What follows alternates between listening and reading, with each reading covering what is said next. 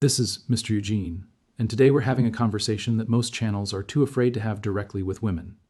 Not because the truth is cruel, but because the truth is inconvenient for a culture that has spent decades telling women that whatever goes wrong in a marriage is the man's fault, that their feelings are always valid regardless of the behavior those feelings produce, and that walking away is empowerment, rather than the financial and emotional catastrophe it so frequently turns out to be. Let me give you the context before we get into the substance. Nearly 50% of women in the United States are currently single, divorced, or widowed. A significant portion of those are women over 50 who left marriages that provided them with a standard of living they have been unable to replicate on their own. Women who believed that independence on the other side of divorce would look like freedom, and discovered, often too late, that it looks like financial stress, isolation, a dramatically reduced standard of living, and the particular anguish of realizing that the man they left would never have left them. This isn't a small number of women. This is a generation of women sitting with consequences they didn't anticipate because nobody told them honestly what the other side of that decision would actually look like. Because telling women difficult truths has become culturally impermissible in a way that telling men difficult truths never has been. So today I'm going to be impermissible. I'm going to tell women some difficult truths, not with anger, not with bitterness, but with the kind of calm, clear honesty that I believe women who are still in salvageable marriages actually need to hear before they make irreversible decisions. Because here is the foundational reality that so many women genuinely don't understand. When a good man gives his commitment to a woman, he gives it with the intention of staying, permanently. The statistics bear this out in the most direct way possible. 65 to 70% of divorces are initiated by women. Men are not the ones walking away from marriages in large numbers. Men are largely the ones being left, which means the destruction of most marriages in this country is being driven primarily by female behavior and female decisions. That's not a comfortable truth, but it's a true one. And if you are a woman who wants to understand why your marriage is struggling or who wants to understand what has driven good men out of marriages that could have been saved, this conversation is for you. Stay with me. #Way1. You expect him to read your mind and then punish him when he can't. The single most common communication failure in marriages is one that women perpetuate and rarely acknowledge: the expectation that a man should know what you need without being told, that he should anticipate your needs, recognize when something is bothering you, understand instinctively what you want him to do differently, and adjust his behavior accordingly, all without a direct conversation about any of it. This expectation is not only unreasonable, it's a setup for the kind of chronic dissatisfaction that slowly poisons a marriage from the inside. Here's what actually happens. You have a need that isn't being met. You notice he's not meeting it.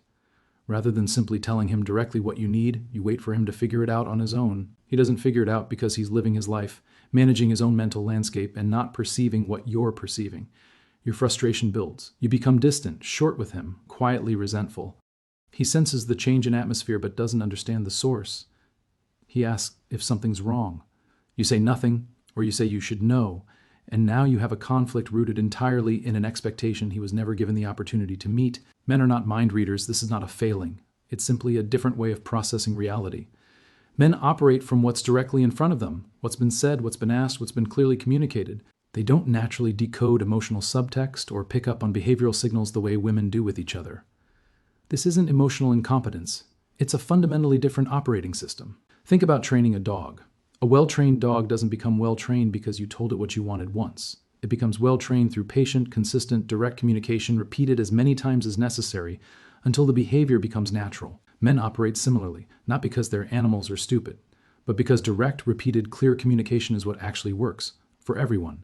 The expectation that a man should get it once and maintain it permanently without reinforcement is setting both of you up for failure. What works? Tell him directly what you need, not through hints, not through emotional weather changes, not through withdrawal of warmth that he has to decode. Simply say what you need.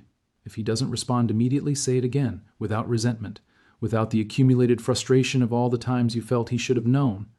Just clear, direct communication as many times as it takes. Women claim to be great communicators. In many contexts, that's true. But communicating with men requires a specific kind of directness that most women resist because it feels unromantic, because they believe love should mean he just knows. Love doesn't produce mind reading. Communication produces understanding. Get direct. It will transform your marriage faster than anything else on this list. #Way2. You disrespect him and then wonder why the marriage is dying. If there is one thing above all others that kills a man's love for his wife, it is disrespect. Not dramatically, not in one catastrophic moment necessarily, but steadily, through the accumulated weight of small disrespectful behaviors that over time destroy something in him that cannot be rebuilt. Disrespect doesn't always look like obvious contempt. It looks like rolling your eyes when he speaks. It looks like correcting him in front of other people. It looks like dismissing his opinions before he's finished expressing them. It looks like nagging, which is not just repeated requests, but repeated requests delivered with an undertone of his inadequacy. It looks like suggesting through words or tone that he's not doing enough, not smart enough, not capable enough, not man enough. Here's what you need to understand about what that does to a man. When you disrespect your husband, you have essentially begun the divorce process, not officially, not legally, but emotionally and psychologically. Because a man who is chronically disrespected by the woman he married doesn't gradually become more motivated to please her. He gradually disconnects. He stops bringing himself fully to the relationship. He stops sharing his thoughts because they'll be dismissed.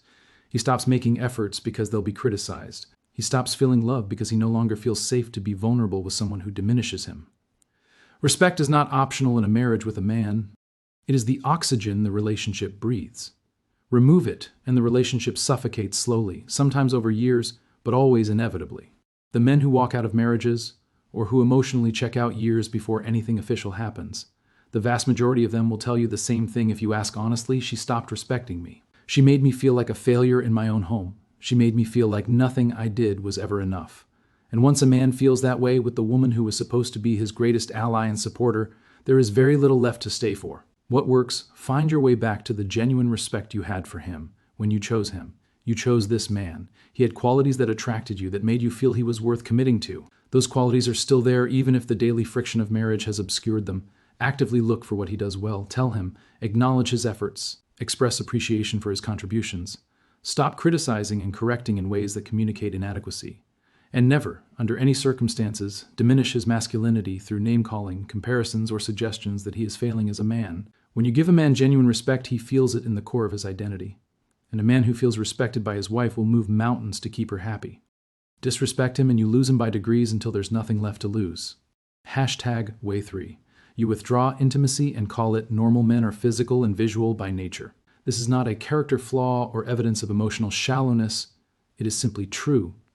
And one of the most fundamental ways this reality manifests in a marriage is through the role that physical intimacy plays in a man's experience of the relationship. For men, intimacy is not separate from emotional connection. It is how emotional connection is expressed and maintained. When a man is physically intimate with his wife, he feels bonded, valued, chosen, loved. When that intimacy is withdrawn, he doesn't just feel frustrated sexually. He feels rejected as a person. He feels unloved. He feels like he's being punished without knowing the crime. He feels the connection to his wife weakening in ways that touch something very deep in him. What too many women don't grasp is the long-term consequence of using intimacy, or its absence, as leverage in the relationship. When intimacy becomes conditional on her mood, conditional on whether all her needs have been fully met, conditional on whether she's currently happy with him, it stops being intimacy and becomes a performance review. And no man sustains his emotional investment in a relationship where the most fundamental expression of love has been turned into a reward system he might or might not qualify for on any given day. And here's the harder truth. When intimacy disappears from a marriage or becomes a reluctant obligation performed without genuine engagement, that man is already half gone emotionally. He may stay. He may continue providing and showing up and maintaining the external structure of the marriage. But the inner connection that makes a marriage feel like a marriage is dying. And if that continues long enough, it dies completely. The arrival of children doesn't change this. Children require enormous energy and attention, and this is right and natural. But children becoming the totality of your emotional and physical investment while your husband is quietly sidelined is not sustainable. A man who feels he was used for the purpose of creating a family and then emotionally abandoned in the middle of it carries a resentment that is very difficult to recover from. He feels the transaction. He feels the shift in his role from partner to provider and little else, and that feeling of having served his purpose and been set aside damages something that takes years to repair if it ever fully heals. What works? Prioritize physical intimacy in your marriage. Not as a duty, not as something to be gotten through, but as a genuine investment in the health of the relationship that you choose to make consistently. Don't wait for him to initiate every time. The repeated experience of being the only one who pursues intimacy tells him something about his desirability and your investment that erodes his confidence and his connection to you over time. Be present in that intimacy, not absent. Your husband knows the difference, and the difference matters more to the health of your marriage than almost anything else on this list. Way 4. You make him feel useless and then wonder why he's checked out. Men are built around purpose. This is not socialized behavior that can be unlearned. It is something fundamental to how men are constituted psychologically. A man needs to feel useful, needed, capable of providing and solving and contributing. When he feels he has purpose and that his purpose is valued, he thrives. When he feels purposeless or when his contributions go unacknowledged or actively dismissed, something in him begins to collapse. In marriages that are deteriorating, there is a pattern that plays out with remarkable consistency. The woman becomes increasingly critical of how he does things, increasingly confident in her own way of handling everything, increasingly likely to take over tasks he was responsible for because he wasn't doing them exactly right. And the cumulative effect of this is a man who has been steadily pushed out of every meaningful role in his own home. He puts together the furniture and she tells him he did it wrong. He makes dinner and she points out what should have been different. He handles a situation with the children and she corrects his approach. He makes a financial decision and she challenges his reasoning. None of these individually is catastrophic, but the pattern they create, the pattern of a man who cannot do anything right by the woman he shares his life with, is devastating to the sense of usefulness that men require to stay psychologically engaged in a relationship. What compounds this is the way women often frame their corrections and criticisms as competence, as doing what needs to be done, as simply having higher standards. But from his perspective, it registers as this: I am not good enough. My contributions are not valued. My way of doing things is always wrong. There is no meaningful role for me in this marriage where I'm trusted and respected. And a man who feels that way in his own home doesn't become more engaged. He becomes less engaged. He retreats. He stops trying because trying only produces more criticism.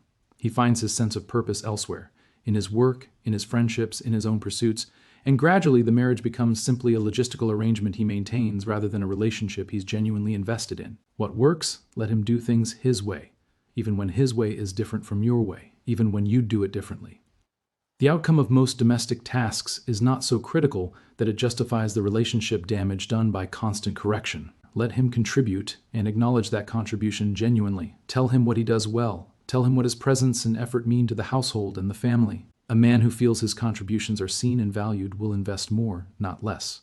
And a man who feels needed and capable in his own home is a man who wants to stay in it. #Way5. You misread his emotional processing and take it personally.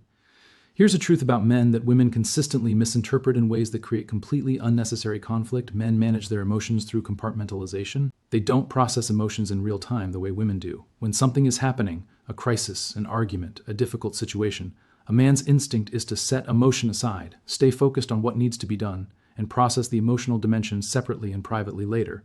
This is not emotional avoidance. It is not evidence that he doesn't care. It is not him being cold or distant or checked out. It is a deeply wired male response that has served men well in every environment requiring clear-headed function under pressure. When a man stays calm while everything is going sideways, that's not indifference. That's the hard-won ability to keep his head when his head is most needed. But what women often experience in those moments is abandonment. She's feeling something intensely. She wants him to feel it with her, and instead he's calm, practical, solutions-oriented, and she interprets that calm as evidence that he doesn't understand the gravity of the situation, doesn't feel what she feels, doesn't love her the way she thought he did. This interpretation is almost always wrong, and the conflict it generates is almost always unnecessary. Men feel everything you feel. They simply don't express it in the moment you want them to. They're holding it internally, managing it, and they'll process it when the immediate situation has been handled. Demanding that he match your emotional expression in real time is asking him to override a fundamental aspect of how he's wired in order to make you feel heard. And while there are aspects of emotional communication that men can and should develop, the basic architecture of male emotional processing, the calm focus, the compartmentalization, the practical orientation in moments of stress, these are not pathologies to be corrected. They're strengths to be understood and appreciated. What works? When you need him to listen without solving, tell him that explicitly. I don't need you to fix this right now. I just need you to sit with me and listen. He can do that. He will do that.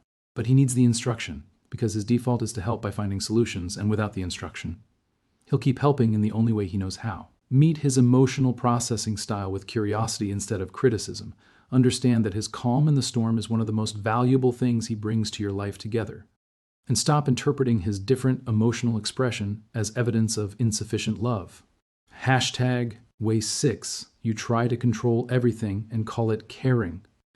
There is a particular pattern in deteriorating marriages that is so common it has become almost a cultural cliché: the controlling wife. The woman who has a vision for exactly how the household should run, how decisions should be made, how he should spend his time, how he should behave in social situations, what he should wear, what he should eat, how he should parent, how he should prioritize. The woman who has essentially decided that her way of doing and being is the standard against which everything in the marriage should be measured, and that her job is to bring him into compliance with that standard. Women who do this rarely experience themselves as controlling.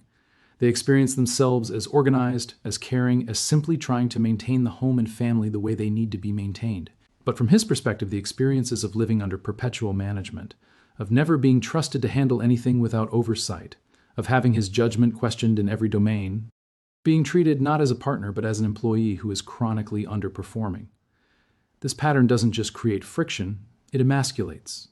It communicates in every interaction: I don't trust you, I don't respect your judgment, I don't see you as my equal in this partnership, I see you as someone to be managed.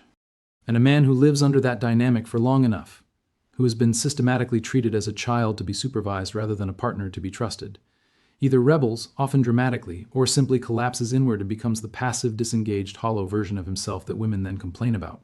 The irony is that controlling behavior usually produces exactly the outcome it's trying to prevent. She takes control because she doesn't trust him to do things properly. Her control makes him less invested in doing things properly because his efforts are never adequate anyway. His disengagement confirms her belief that she needs to control everything. And the cycle tightens until there's no partnership left at all. What works? Examine honestly where the impulse to control comes from. Usually it comes from anxiety, from a deep fear that if you don't manage everything, things will fall apart. That anxiety is understandable, but it needs to be managed internally rather than externally through control of your husband. Genuine partnership requires trust. Trust requires tolerating the uncertainty that he might do things differently than you would. Practice letting go of how things get done in favor of appreciating that they get done. Include him as an equal in decisions rather than presenting him with conclusions you've already reached. Treat him as the partner you married rather than the subordinate you're trying to manage. Your marriage will not survive long-term under a dynamic of control. And the standard of living you're so worried about losing is far more at risk from a marriage destroyed by control than from a marriage where the dishwasher gets loaded differently than you prefer. Way 7. You have a fantasy vision of marriage and punish him for reality.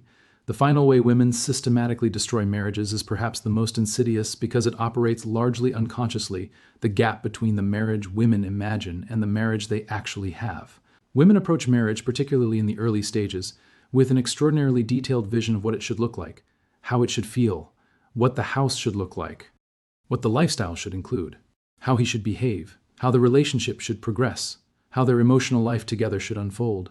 This vision has been shaped by decades of cultural input. Films, romance novels, social media, the curated presentations of other people's relationships, and it is rarely anchored in the actual complexity and compromise and ordinariness of what long-term partnership between two real people actually involves. When reality doesn't match the vision, and it never fully matches for anyone, many women don't adjust the vision. They conclude that something is wrong with him, with the marriage, with the choice they made. They feel cheated. They feel that they deserve what they imagined, and that the gap between imagination and reality represents a failure that someone needs to be held accountable for. And the person closest to them, the person most available to be blamed for their disappointment, is him. This is how good marriages get dismantled. Not because anything is actually wrong, but because what actually exists, a real man with real limitations and real strengths, living a real life alongside her in all its ordinary complexity, doesn't match the cinematic vision of what marriage was supposed to be. And rather than recognizing the vision as unrealistic and finding genuine value in the reality, she pursues the vision through dissatisfaction, through pressure, through ultimatums, through eventually leaving in search of something that will finally feel the way she imagined it should. And she discovers, often after it's too late, that the vision was never available, that it doesn't exist, that the man she left, who was real and present and trying and loyal, was worth more than the fantasy that consumed the marriage. What works? Do an honest audit of your expectations. Where did they come from? Are they rooted in reality or in cultural fantasy? Is your husband actually failing to be a good partner, or is he failing to be a character in a story you wrote before you knew him? Most marriages that are described as dead or unsatisfying are actually simply ordinary, and ordinary marriages, tended with genuine effort and realistic expectations, are where lasting love and stability actually live. The extraordinary marriage is not found by leaving. It's built by two people who choose reality over fantasy and each other over the illusion of something better. Final thoughts. Let me close by returning to where we began.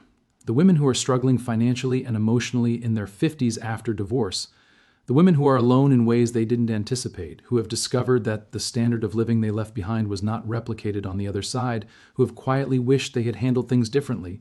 Most of them encountered at least several of the patterns I've described in this conversation. Most of them, if they're honest, can trace the deterioration of their marriages to behaviors they had the power to change but didn't. This isn't about blame. It's about clarity. It's about understanding that marriages don't usually die from one catastrophic event. They die from the slow accumulation of disrespect, disconnection, control, unmet expectations, and withdrawn intimacy that builds over years until there's nothing left to save.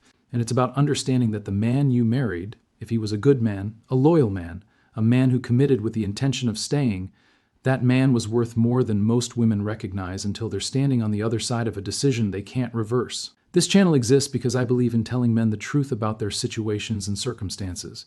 And today I'm telling women the truth about theirs, not as an attack, as a warning, as the honest conversation that nobody else seems willing to have. If your marriage is struggling, look honestly at this list, not at how he might be failing, at how you might be. Because the one variable you actually control in any relationship is yourself. And making changes in yourself is both the most available and most powerful intervention available to you. Make those changes before it's too late, because the other side is not what the fantasy promised. Drop a comment if this resonated, or if it challenged you in ways worth discussing. This channel reads every comment and takes every response seriously. Subscribe because this is what honest conversation about relationships looks like. Not comfortable, not popular, but true.